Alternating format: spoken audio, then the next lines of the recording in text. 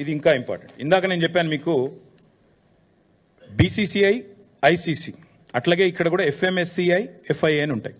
వీళ్ళకి డబ్బులు కట్టడంతో పాటు ఐసీసీకి, బీసీసీఐకి కూడా ఏదైనా ఈవెంట్ అప్పుడు ఎట్లయితే ఇప్పుడు ఐపీఎల్ వాళ్ళు కూడా బీసీసీఐకి డబ్బులు కట్టాలి, అట్లాగే ఫార్ములా ఈ రేస్ ఇక్కడ అవుతున్నప్పుడు మనం కూడా వీళ్ళు కూడా వాళ్ళకి డబ్బులు కట్టాలి. ఎఫ్ఎంఎస్సిఐకి, ఎఫ్ఐఏకి డబ్బులు కట్టాలి. కొంత లైసెన్స్ అగ్రిమెంట్ అని ఉంటుంది. దానికి ఒక 74 లక్షల రూపాయలు కట్టారు.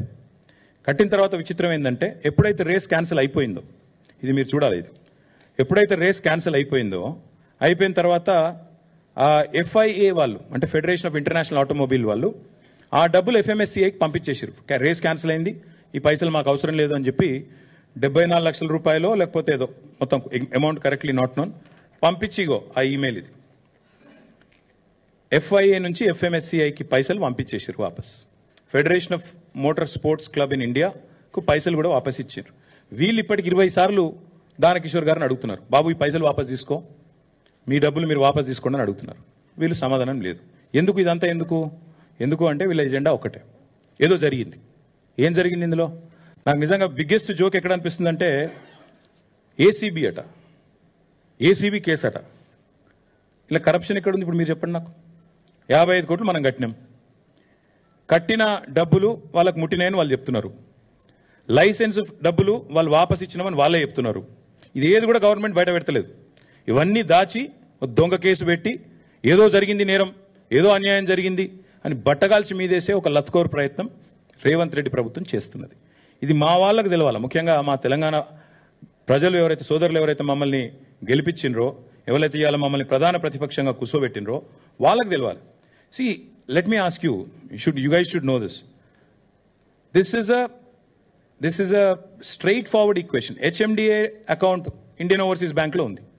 అందులోకి వెళ్ళి డైరెక్ట్గా డబ్బులు ట్రాన్స్ఫర్ అయినాయి, తబాదలు అయినాయి.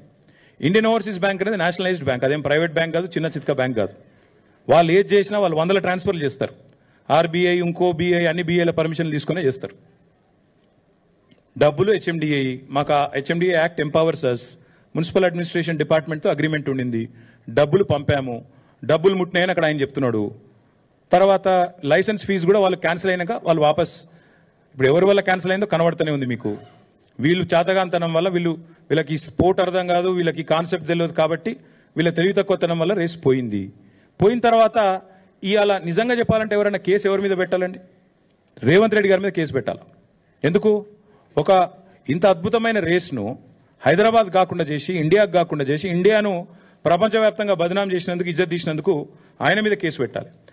నేను ఊరికే అంటలేను. మీరు చూడండి, ఇగో this is report, international report again. దీని క్యాన్సిలేషన్ వల్ల ప్రపంచవ్యాప్తంగా మనకు సిగ్గు. It is a shameful thing. ఇండియాకి జరిగే నష్టం ఇది. మోటార్ స్పోర్టింగ్లో డ్రైవర్లు వాళ్ళందరూ మాట్లాడిన మాట. నేను అనేదల్లా నాకు అర్థం కాదు. ఇంకొక మాట కూడా చెప్పాలి చివరిగా, చాలా ఇంపార్టెంట్ ఇది. సరే కేసు వీళ్ళేదో పెట్టిరియాలి, ఎఫ్ఐఆర్ పెట్టిండ్రు. ఫార్ములా ఈవోలు కూడా ఏం చేశారు తెలుసా? ఇక వాళ్ళు కూడా కేసు వేసారు. ఎందుకంటే ఒరిజినల్ అగ్రిమెంట్లో ఏముంది? ఏం డిస్ప్యూట్ వచ్చినా ఆర్బిట్రేషన్ కోవాలని ఉంది.